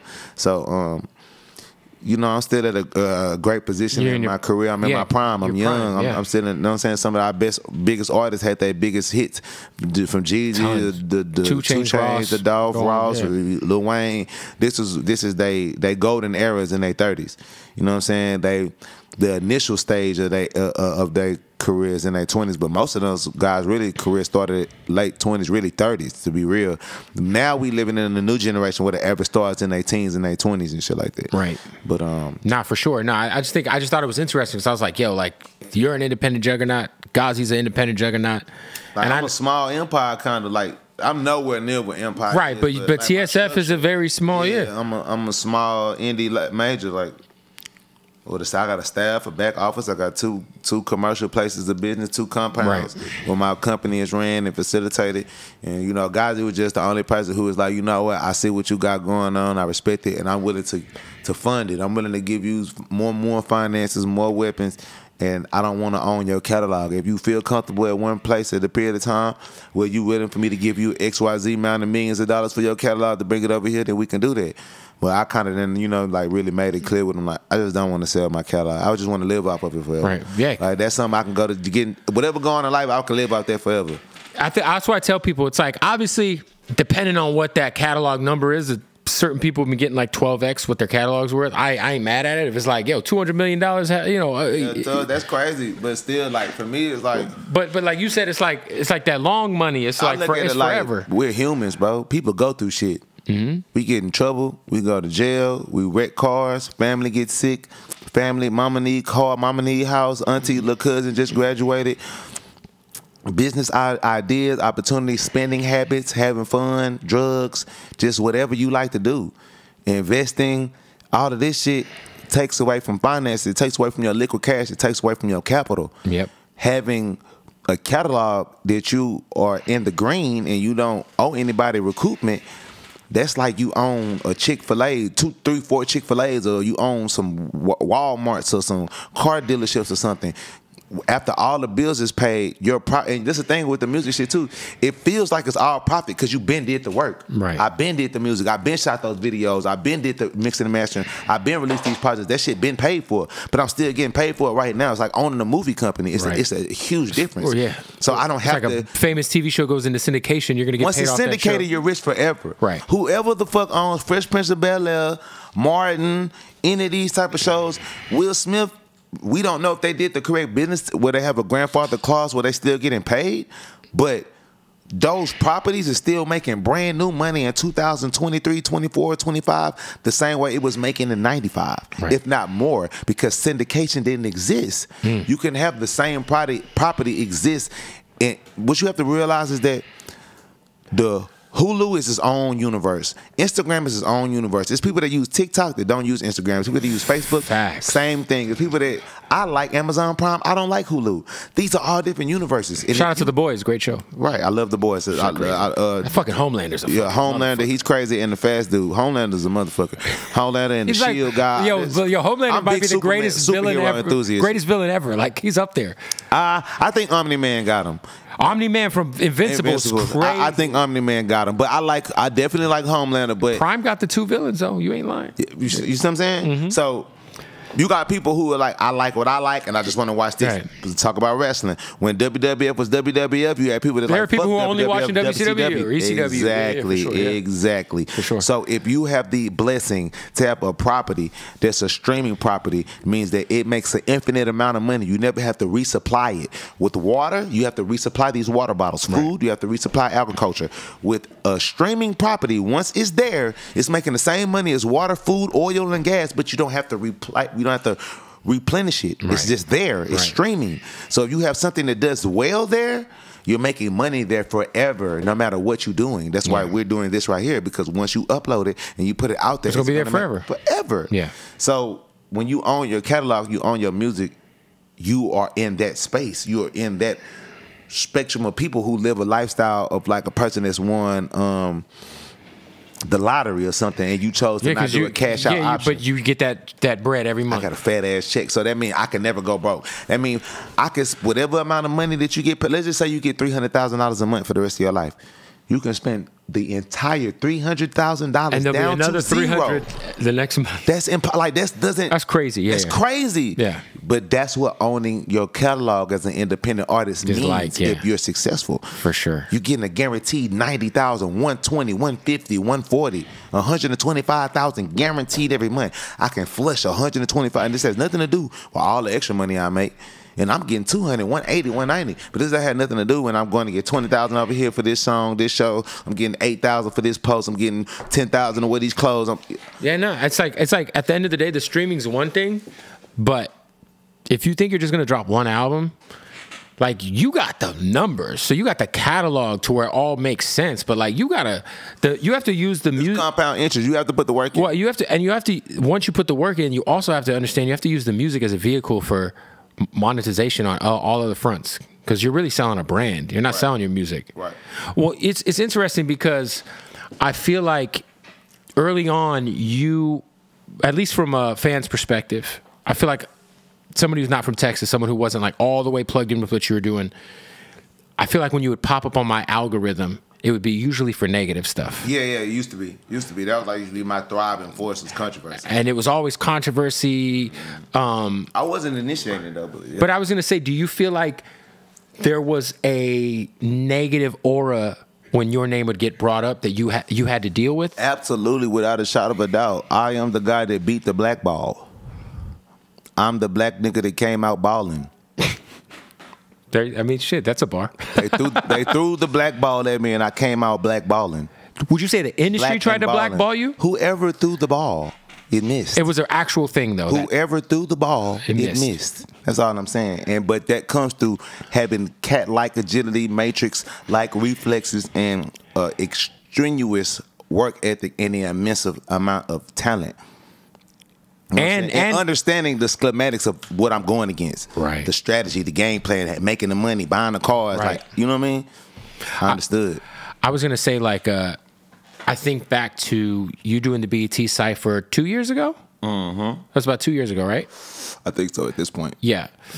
And that was, like, the first time I was like, oh, shit, like, the powers that be are finally and the crazy part about it was, and that was before Empire too. Yes, it was. The funny part about that, and not to laugh at anybody's situation, but the fact that BET did not have the wherewithal to know that they put you on the, man, they knew what they was doing. That they put you on that beat. Nah, hell no. I'm finna clear the air. No, they knew what they was doing. When I first got the email, because it was Young Thug's Hot. Listen, brother. When I first got the email, they sent us a Biggie Smalls beat. Everybody was supposed to be on a Biggie Smalls beat, but I never confirmed that I was going to do it. Okay, you know what I'm saying? Because you know they was doing right by all. I'll say it like this because I don't know if I can say this part, but basically they gave blessings to all the artists that was a part of the freestyles, right? And I was like the absolute last person that they added on, but they was really pushing for me to be on it the whole time, but they didn't know how to contact me. So when they finally got into contact with me, they already had a particular blessing that I damn near couldn't disagree with, and they was like really pressing for me to get on it because they heard the ghetto gospel freestyle stuff I've been doing. They're like, man, this would be a good thing for you to do, and we know you do good on New York beats, so we got this Biggie Smalls beat, so that we give you I give you a couple of days of practice. I think like a week ahead of time. Yeah. I gave the practice, but they've been trying to contact me. When I signed the contract and everything was solidified, and I sent them the contract back that I'm going to do it, next day they sent the Push and P beat. Or it was Push and P. That's what it was. That's next day. Yeah. When we had been talking about this the whole time. They sent the Biggie beat, and you have to understand this. It's five this year. You it was 5 different that levels. shit. Of course. Oh my God. Decapitation, mutilation, Decapitation. But they made all 30 of those artists that went freestyle that year get on that one beat just for me, just to, you know what I'm saying? Okay. Well, I was gonna say, like, you know, you had a very huge feud with those guys for some years. Beautiful. Now I don't wish no bad on none of these guys. Well, I was gonna say, it feels like you're obviously very much. I'm too rich, bro. You know, we kind of discussed earlier, you have a lot to lose at this point. It ain't even about that. It's just like I made it, bro. Like, and at the end of the day, I stood 10 toes on every situation I ever been in. Ain't nobody ever played at me. Ain't nobody ever shot at me. Ain't nobody ever did nothing to me in this music industry that, you know what I'm saying? Right. The question is my character, me. Ain't nobody. I stood 10 toes anytime, any robbery attempts, anything ever of any sort. I come out on top, and I don't even have them type of situations happen to me. It be about other people I'm around. Right. But point blank period is that I stood behind my legacy. I stood behind my respect. I stood behind my work ethic and everything that I achieved and I obtained in this game. I did everything I could, blood, sweat, and tears to keep that.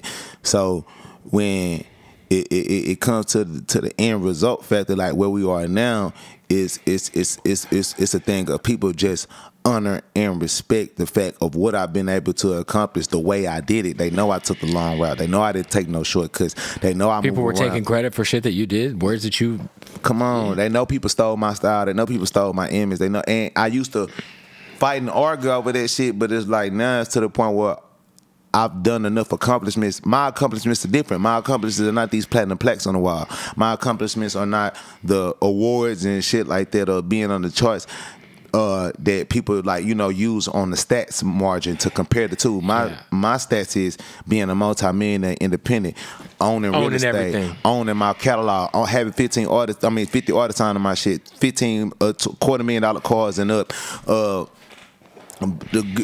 accumulating the biggest level features that the rap industry has, the artists accumulating the biggest cosigns that the rap game have, the artists independently, being on major platforms, major features as myself, is like the BET Awards, the No Jump, whatever, just whatever I do, just in life, the bigger, just period. You know what I'm saying? The Billboard Awards, all the shit that I've done in life. Doing this independently, you know what I'm saying? Accumulating over 1 billion streams is a multitude independently. It's crazy. People respect me for that, you know what I'm saying? And then you gotta think, how many rappers that came out in 2014, 2013 that if they call, and they got platinum records, if they called you right now and asked for an interview, you wouldn't be interested in doing it. Depends on who it is, but yeah, maybe. Right, but I'm saying like I love that era of music, but. Right, but you're right. I mean, look, if the longevity, if the click value is not there, you're just doing it for nostalgia to say sure. that I appreciated you as a period of time as an artist, and I want that to be on my shoulder to dissect your brain, to ask you some questions that I personally want to know, that I feel the viewers want to know. But as far as momentum, algorithm, and engagement to your views, you're gonna pick artists who it makes sense. You know what I'm saying? And a lot of artists, because some of them it was because of their music, but a lot of them is because they made poor business decisions early on in their career. They're not able to make a second breath, like they say in sports. I got my second breath. I mean, you know, the one guy I always think about is like Rich Homie Quan. He got in that fucked up record deal. He couldn't drop music for all those years, and then it was like, by the time, you know, he was one of them ones. You know what I'm saying? Like, but a lot of artists that go through that. So a lot of your beef, like, I wonder, like, you kind of seeing what someone like Thug is going through, because you guys had a very serious issue. Free Slime, even though I don't fuck with Slime and I don't fuck with the mentality of Slime shit, but free Young Thug. I don't even want to say Slime because I don't like Slime. I'm splat. I don't like the mentality of and behavior of backdooring your friend, backdooring your partner, because that's really what Slime means, the slimy behavior. You know, like if you slime somebody. Slime somebody out. That's just the fuck out of bullshit. Like, we real niggas. We're men. And us as leaders, we play a duty and a responsibility as influencers to what the people that look up to us think is cool and think is respectable or think is honorable in whatever society that you want to look at it, whether it's just normal human beings of men or whether it's the streets, whether it's the hood, whatever. I don't fuck with that slime shit. And look, and just so happens Young Thug got slimed out by some of his own friends in the courtroom. Crazy. Because his own artists. Your own artists, people that you changed their lives, people that you made money for them and their families, and they don't have the dignity and the integrity to stand in the courtroom and stay solid on whatever y'all codes and morals is for all of y'all's freedom. And if all of y'all have to lose y'all freedom together to keep that, you know what I'm saying, at bay, and then come out and do it again like Bobby Smurda and his friends or whoever, then that's what comes. That's what comes with that lifestyle. That's what comes with the choices that we make. That's what comes with the brotherhood and the solitude of any. I don't even know what you call it, but a league of men. It doesn't matter if you're the alpha fight, a brotherhood, a coalition, a business. Right. We have rules. We have belief system. You know what I mean? So to me, I feel like the slime mentality, it basically just boils down to me over everybody. You know what I'm saying? I'll do whatever. I'll do anything backstabbing within my power to make sure that I come out on top of whoever I think is weak or vulnerable. And I think some of the most weakest people are the people that prey on the weak. Yeah. So, and that's what the slime shit really mean. But just as a person and as all that, like why I'm in now in life, like ain't none of these rappers ever did nothing to me. I never was gonna allow nobody to do nothing to me. I move a certain type of way. And you wouldn't see anybody incarcerated, and at the end of the day, you know what I'm saying? So it's sad. It's sad to see, like, damn, everybody. You know what I'm saying? It's like the most famous one's the one who ain't saying shit. You know? And that's what I'm saying. It's about structure and order amongst the brotherhood that you have. If you don't have discipline and order amongst your brotherhood, and everybody just we all get money, or we all riding for each other. You gotta when shit, when shit's hot, when shit's going well, when shit gets real. Yeah, that's what I'm saying. And that's the thing about it. Shit always get real. Even when it's going well, always. You always have signs. They don't lead with an iron fist correcting these signs. Y'all not fighting each other. Y'all not addressing issues when something got stolen. Y'all not addressing rumors that you heard. Oh, we heard you said this and this and that. So now we finna hold a meeting and everybody finna come circle up and we finna hold court for what we heard you did was wrong, or you pillow talking to this girl or whatever. And then if whatever we feel that's wrong, it's gonna be a disciplinary action behind that. As brothers, we're not gonna hurt you, like you're not finna take your life or none of that, but it's gonna be some disciplinary action amongst us as men. Just like with a job, you get fired, you get a violation, you get a administrative leave, you get not dock on your pay. It's a penalty for fucking up. So it's the same thing amongst us as men in the League of Gentlemen. There are penalties for fucking up, and if you don't execute and stand on those principles when things get real and they get shaky, then you're going to have a bunch of people with shaky legs on you that's going to turn on you no matter how many times you fed their child. I mean, how many times you gave their mama cars and medicine. Gave them a career. Gave them a career. Yeah. And that's fucking disgusting. Yeah. Just being honest. If because how they say, no man owes another man anything initially. And that also plays for the man who was the leader in that circle. Young Thug didn't owe them people nothing. Right. I don't owe you a rap career. I don't owe you a song. I don't owe you a feature. I don't owe you jewelry, money, free clothes from all the people. They want to give me this stuff. They don't want to give it to you. They want to give this stuff to me for what I'm doing, how hard I'm working. Right. I'm choosing to share this with you. I'm choosing to give this to you because I genuinely fuck with you. I like you. I want you around me. Then when it comes to whatever goes on as far as protecting each other's lives, that's what comes with being a soldier and a warrior. That's what comes with being a human of any sort of success. You got to get security. You have to protect yourself. You got to think of enemies, people who want to. That's animal nature. Yeah. In the jungle, people hunt each other. Animals hunt each other to be the most dominant animal in a safari.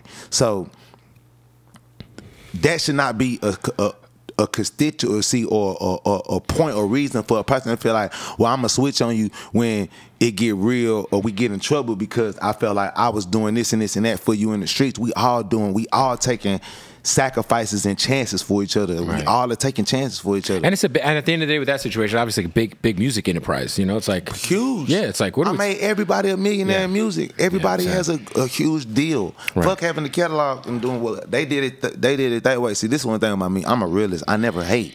I'm not no hater, bro. I'm real. For sure. Like I'm me. I'm gonna be a God rich superstar. And as long as I'm on this earth, I'm gonna be him. And even after my life, I'm gonna be him. And I don't plan on going nowhere no time soon. So I'm very happy with where I'm at. But at the end of the day, people always compare and contrast what I do or what other people do that either stole me or stole my style or like, you know what I'm saying, fun of me, or people that I get into it with and they success and my success or what they crew and guess what? We all millionaires, we all made a success, and we all have been through things where we getting in trouble, we gotta go through shit, but my people, we solid. Yeah. You know what I'm saying? We love each other. A different type of love. It's not just for the cameras. It's not for the fame. It's not to be saying words that we all drip, we all splash, we all sauce, we all slime. No, this shit really means something to us in our heart and our soul. Right. To be able to be a representation of this, to have this on your skin, to be of this cloth, like it's a different honor and a different code in the streets. That if you really are that, you would never want to tarnish that. No matter what the other person done, you would never want to tarnish your name and your legacy. You would never want to put smut on your name. You want to be an honorable man in this shit forever, bro. So for people to be willing to risk that and their relationship with somebody like Young Thug who changed all that life, I feel empathy for him. You know what I'm saying? Regardless of whatever I had with him, personally with him as a man, I don't wish jail on my worst enemy. You know what I'm saying? Somebody who's my super duper worst enemy, like, he's never been my worst enemy. That's some rap shit. Right. He never did nothing to me. You know what I'm saying? Physically. Somebody who's my worst enemy in real life, I wish for you not to be on earth. I don't wish for you to be in jail. Right. You know what I'm saying? So that's fair. Talk to me about, well, first of all, I just want to give you props because your LA Leakers freestyle, thank you, was incredible.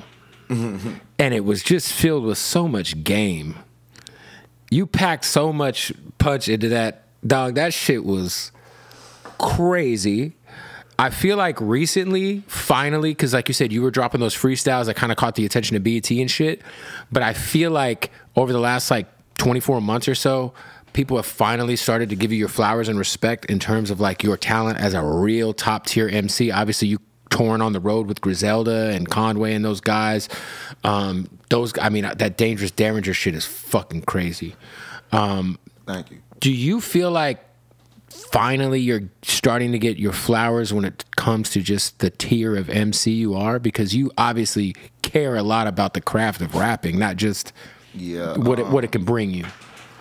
Again, I hate to keep regurgitating and saying the same shit, like, but I'm just cut from a different cloth. Like, I'm a 90s baby. I was born 1990, you know what I'm saying? June 1990, you know what I'm saying? So I grew up in a tender era of hip-hop where, style and flavor and individuality and, you know what I'm saying, more simple styles of music, but they were still captivating to the ear, to the audience, starts to emerge. But lyricism is still important. Yes, lyricism is still dominant. My entire time of falling in love with hip hop and the way hip hop was given to me, even though I was giving hip hop through DJ Screw and slowed up music and shit like that, which again is. I don't want to say it's not punchline driven because it is. It's a huge amount of punchlines in our freestyle rap culture, but it's just not the main point. It's not the main. Yeah, I feel like kind of like the real, like if you dig into that, like it was really Bun B. Yeah, like Bun B, Chamillionaire. You know what I'm saying? Kiki had some punchlines too. Paul Wall too. You know what I'm saying? Chamillionaire punchline. Lord, so crazy. But again, like I said, in the Houston music lineage, like even within the Screw culture, it's like different brackets and different tiers of how we segregate them. You know what I'm saying? How we look at them. You know what I'm saying? So to be honest, where you hear a huge amount of the lyrical structure and the lyrical capability that comes from Texas is in the pain music.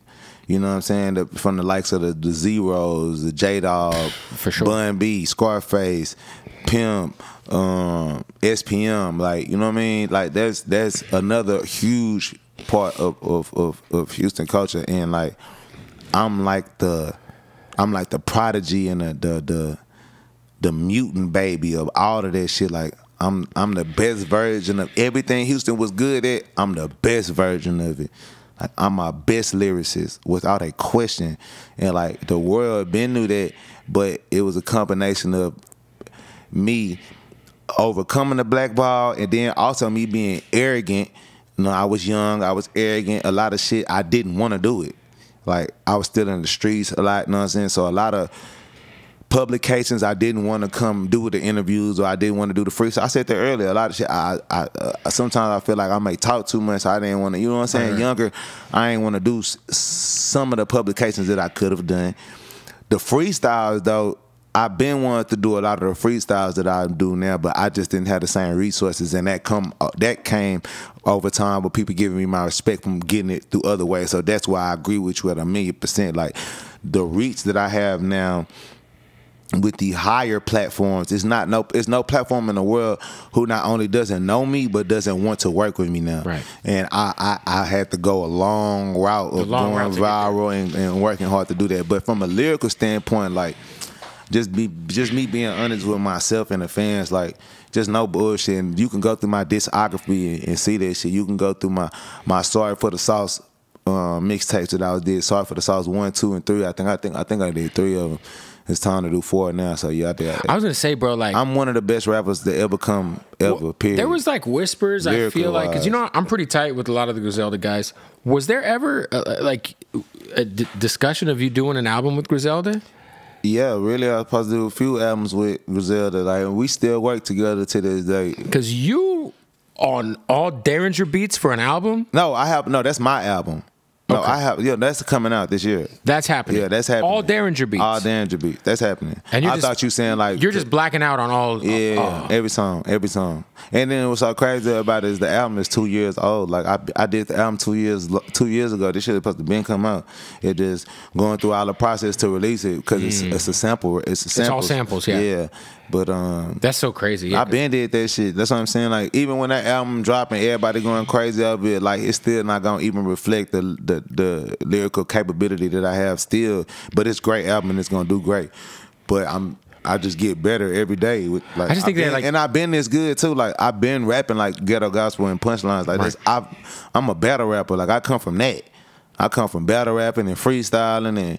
Like I recorded my first song in the studio when I was 6 years old, 1996. That's the first time I stood in the studio and in front of a mic. Yes, with a headphone and a real booth. Like I'm a phenom. Yeah, it's so crazy because that freestyle you dropped, I just was like, yo, so many people are finding out about Sauce for the first time off this freestyle. I love it though, and it's so crazy because you like there's a few freestyles that have come out over the last like 4 or 5 years that I felt like, yo, if you just listen to that freestyle, you could really kind of like applicate so many of your bars to your life, to your personal life. And that's the type of rapper that I am. Like I'm the type of artist you could close your eyes and listen to my lyrics and you could see every single thing that I'm saying. Like the most vivid narrator to a book, to a novel. Like that's just the type of artist that I am. And even in my fun music and my drip music and like the exciting shit. And I think that's been also one of like the determining factors of people necessarily respecting me as a lyricist as well, is that I'm so versatile. So versatile. You can do anything. Do anything. I can rap any style, any beat, any language, any BPM. Like it's nothing that I cannot do. On the court, as far as being an artist, sing, rap, harmonize, it's nothing that I can't do well. You know what I'm saying? So it's like that's another thing that kind of take away from people just straight looking at me as a lyricist, because it's you might catch the singing Sauce Walka on accident first. Right. You might catch the dripping and the pipping Sauce Walka first. You might catch the street gang banging Sauce Walka first. Or you know what I'm saying? The slide music, or you might catch the financial literacy and the mental wealth and wellness and ghetto gospel. Like it's so many different angles that I mastered.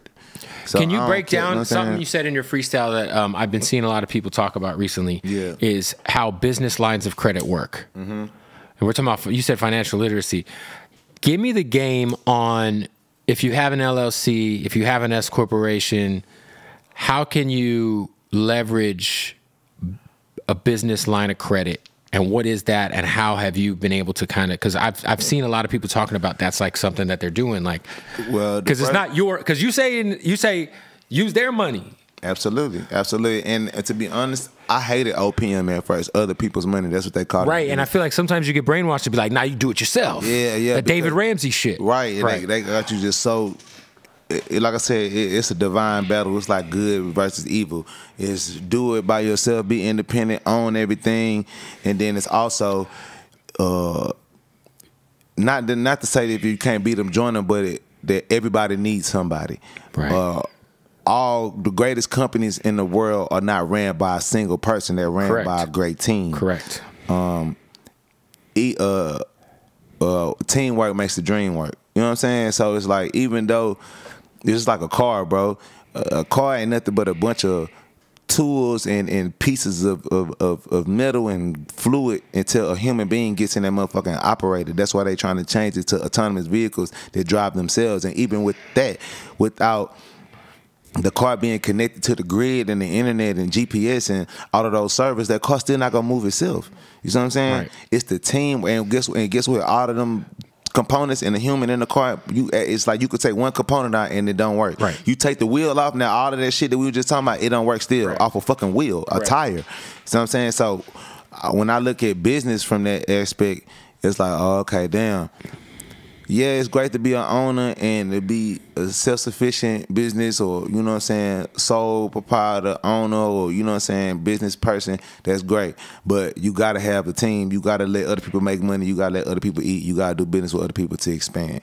So now when you said from the business line of credit, I didn't agree with that at first, because it's like, so what is that essentially? It's taking a loan. You're taking a loan out as your entity. It's taking a loan from your entity, calibrated to how much money that you're accumulating as a business. Right. That's what they. Because every business has credit, just like every human has credit. Right. So we going off of the trust of how much money are you accumulating annually, which that's a year. How much you accumulating monthly, and then they give you a baseline of credit to, okay, if your company is evaluated at this much, and when we look through your bank's sales, this is all the different transactions that you have that shows XYZ amount of money. So therefore, we feel that at the leverage of your business, though, because you're putting this at the leverage of the credit of your business. Right. So that we will give you $50,000, we'll give you $20,000, and then over a period amount of time at a probate rate,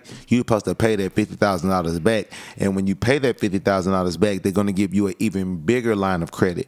So usually, for most people that have the common sense to go do this type of stuff, they have already made 5 figures already. They're already making $20,000, $30,000, $50,000 in some way, shape, or form. So now you show that in business, that you can be a fucking barber and show that shit. You know what I'm saying? You can be a barber. This how you. Then you can use that leverage to like buy the barbershop or buy whatever. It's the same thing with a HELOC. If you have a home, right, you could pull out your bread. Let's say you want to go flip a property. Yo, I'm gonna pull out some bread from my house, pull out flip the equity in the home, real quick, pay it back, and then boom, now I own 2 properties. Or I sold a property, my house is paid for, and I have extra cash, and I made $80,000 off the profit of the other one. Exactly, it's the same difference with business. And the thing about, like you said, music is 12x, regular business is 10x, digital business is 25x.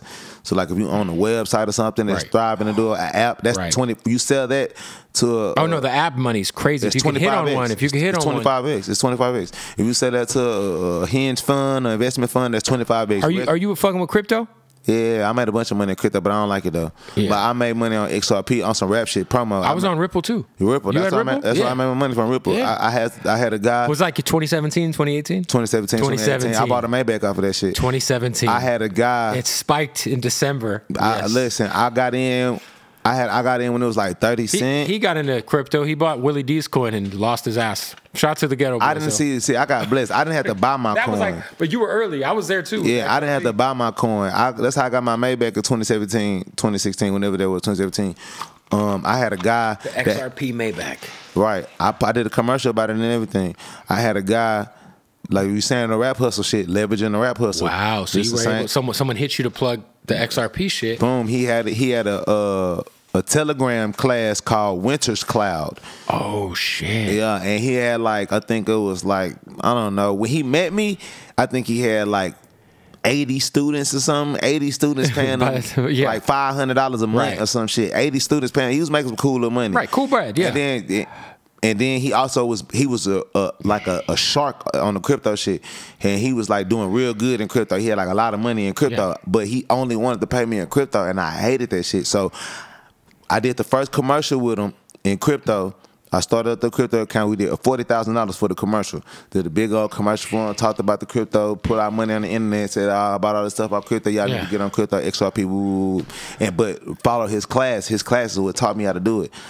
His class went from like, he was at under 100 students. The first commercial got him to like 150, almost 200 students. Which is great return on investment. Great return on investment, good ROI. Yeah. So then he wanted to do it monthly. So I'm like, bro, if we doing this shit monthly, like I'm not with the crypto shit. Like you gotta pay me cash. Like I need cash, bro. Like I want money. So he's like, all right, fuck it, bro. I'm gonna give you. We gonna do 7 months, 40,000 a month for one commercial a month. So we did half of the year, 7 months, and then it went good. We ended up doing the full year. So I made 400-something thousand off of doing the commercials with him, right? But the first 40,000 that he gave me crypto, XRP, right? That was when it was 400. Cause listen, it was 30 cents. It went up to like $3. Yeah, I pulled out at $1. Oh, but still, I went crazy though. I went crazy, and then we did some weird shit. Like we did some songs with him. Like he wanted to do like we hustling. But he's a good guy. I love this guy. Love him to death. He's a good friend of mine. But we like made him an XRP song and shit that. So I gave like some crypto to my partners, and he gave me more crypto. It was like we just started like spreading the shit around. But I pulled out when it was $1. Oh, I mean, you made money because it spiked and then it went back. I turned 40,000, and then you know how this shit go. It be going down and up. Sure. So basically, it went down to like 32 or right 20 something. Then all of a sudden, it just went. Phew. That shit's crazy. Yeah, I wasn't even looking at the shit because you know how that shit go. I got the shit hooked up in one phone. I got the password and the Coinbase app on one phone. I done down there lost the phone, got to find the phone. Yeah, I had a friend of mine, bro, who lost his. He had everything on a hard ledger. He had about 30 or 40 grand on there, and lost it. I got lucky, bro. They say there's hundreds of millions of dollars of lost Bitcoin for sure, just floating in the air. I almost lost my 400,000. I just got lucky that I found the car at my manager. I found the phone at my manager's house one day. Yeah, because it connected to that one phone. Yeah, it's connected to that one phone, bro. Yeah. I found the phone. The screen was broke. I ended up fixing the phone and got the money. But it was cool though. It was some cool. I gotta ask you, man. I know you had a relationship with Dolph. Rest in peace to Dolph. Yeah. You've been in you were in LA. You had that situation where it was around the time you recorded your freestyle. The guy obviously same day. There was a famous video, the blood on your shoes and all that shit. How when you see you've been in those type of situations where you could have lost your life. You see friends who you're close with throughout the music industry losing your life. I'm sure people who we don't even know that are your friends from your hometown that have lost their life. How does that affect your mentality? Because you're someone who's like out the fuck side. You know what I'm saying? For sure. Very, very accessible. You're a man of the people. You touch me. But when you lose a guy like Dolph, or you see what happens with Nipsey, these are people who lost their life in their hometown. You know. Yeah. Does it make you second guess your approach to how you go outside, like moving around a certain way? I mean, for number one, again, like everybody hometown and city and state is different. You know what I mean? But at the same time, how can I say this? I'm a person that believes in every 10 years you have to make an example for people to understand the respect that you demand as a human being. And I'm a person that I'm always going to make sure that those examples have been made to gain my respect as a person, and I've done that way before this rap shit. Like I grew up in gang wars, violence, fights, going to jail, going to the penitentiary. You know what I'm saying? Fighting with shanks and you know what I'm saying? Fucking putting a fan motor in a sock and using it like a nunchuck. Oh yeah. Oh yeah. You know what I'm saying? You get hit one time, your eye socket down there break and come out. Like I you know what I'm saying? I've seen a different type of darkness. Like regardless of all the ooey and the cute shit and the bubbles in my head, like I'm a crack baby. Like I come from a different type of savagery. So my comfort and my peace is in the abyss of savagery. That's who feel most comfortable around me. That's who I feel most comfortable around because we one and the same. And a lion knows a lion, a gorilla knows a gorilla, a bear knows a bear. You know what I mean? But it feels like sometimes it's the goat or the fucking calf that comes out of nowhere. No, that's where again why I say it's examples that got to be made, and it's good examples and bad examples that got to be made, and we have to understand is that nobody's bigger than the next person, right? You know what I'm saying? So just when you're a superstar and you somebody who's known in a position of power, you got to give back as well. You have to give back charity. You got to give back money. You got to give back opportunities. You got to give back clothes, food, the things that are nothing to you or the things that you have an overabundance of. You have to give those things back. But just like you have to give that back, it's certain ass whoopings that you got to give back as well. And a child without an ass whooping, or they don't know that you are a person that likes to kick ass, then they're gonna be rebellion to you, and they're gonna do things to you that's insubordinate or that's cause chaos because you don't apply order. I'm a person that I'm very, very stern on applying order in my hometown, in somebody else's town, wherever I'm at, and that's why I'm people who don't.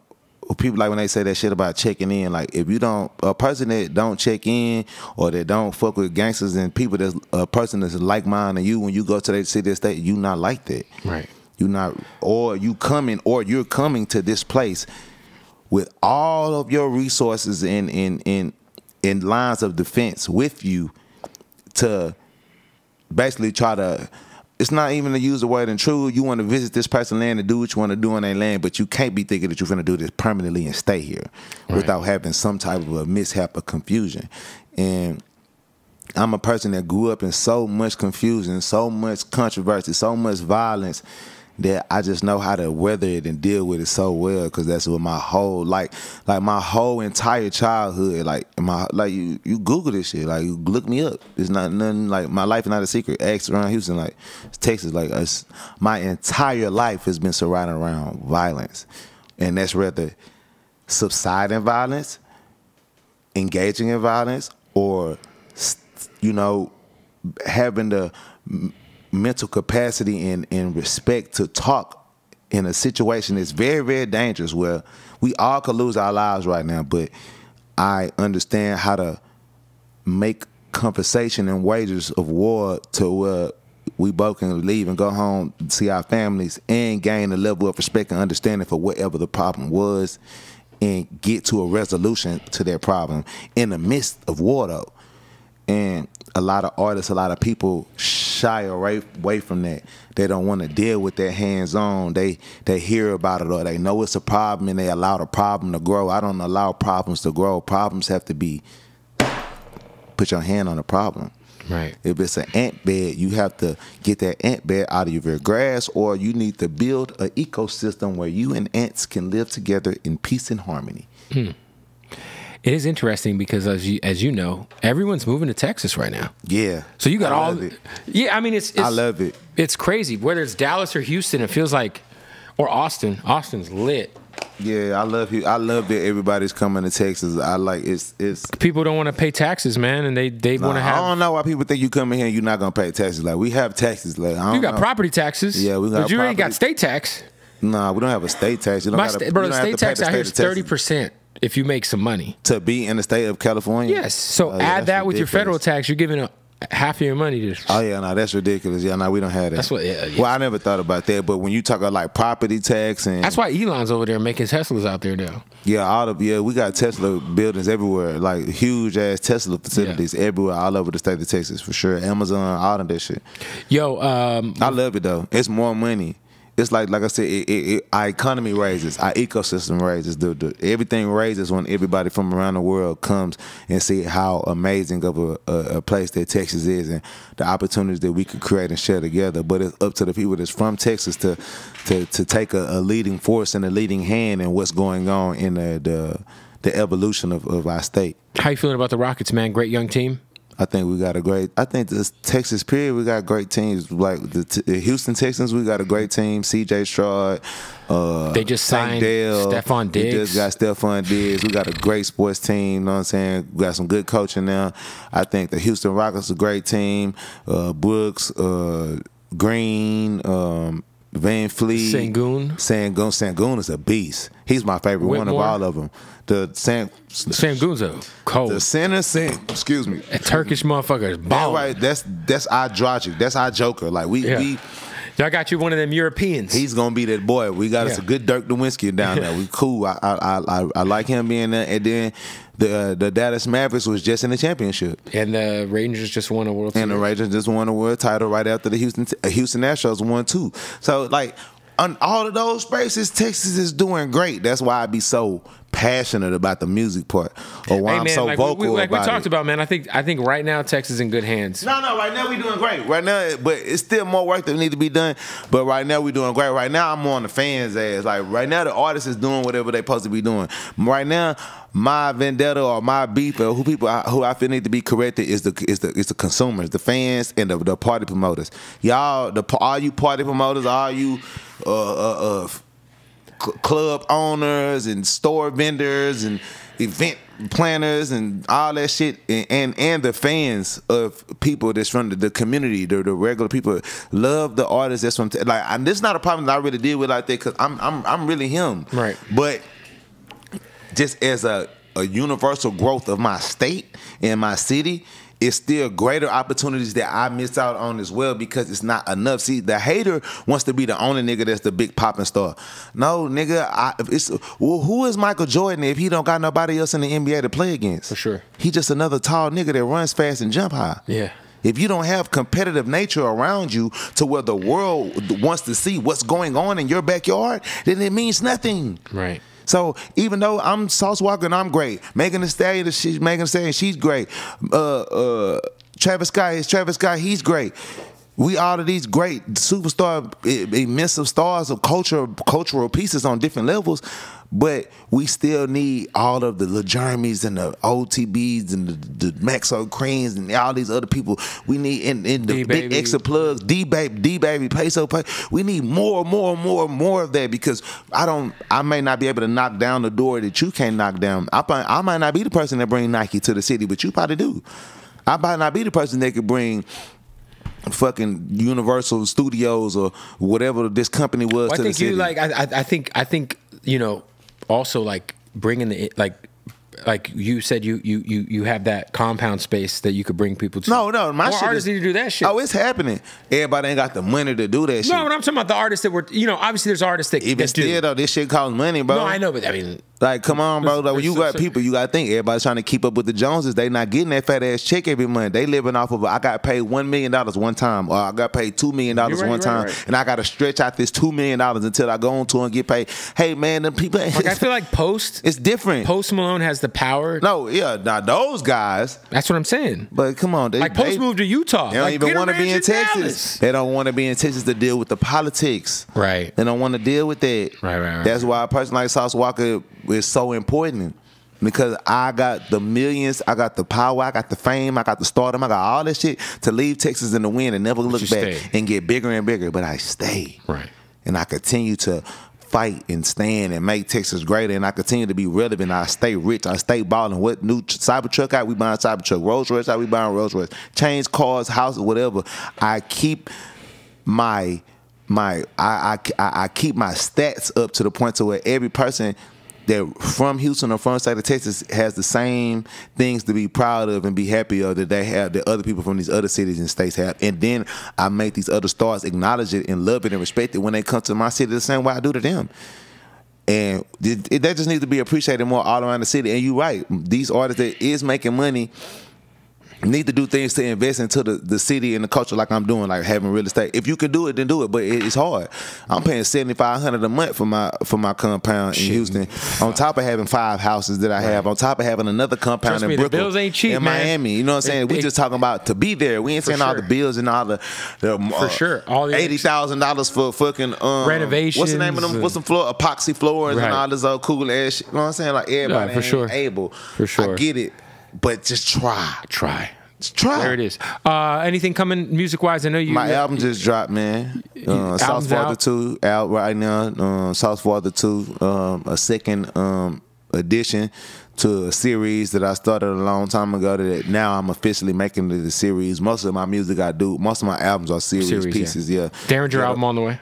Danger album on the way. My store is growing. I have another store in Miami, the Sauce Factory in Miami and Brickell. We got my boat, Potenza Watercraft. I have a boat company that I own. My artists dropping music. We're trying to get into movies and films. I'm trying to get into, voice acting. And, just working hard. I'm going to put out a large body of work within the next 2 years, like music-wise, because I'm 34 years old now. I'm a millionaire. I'm steady making more money. I'm Grind doing well. time. But I want to... You're in your prime. I'm in my prime, so I'm overdo this shit, and then I'm gonna take a period of time where I explore other shit. You know what I mean? Hey man, you could do a lot, dude. So like you said, voiceover, shit, acting, whatever. Yeah. There it is, Sauce, man. I appreciate you finally pulling up. Hey man, it's been a pleasure. I've been wanting to come here for a long time, man. I'm glad we got to do it. Fire.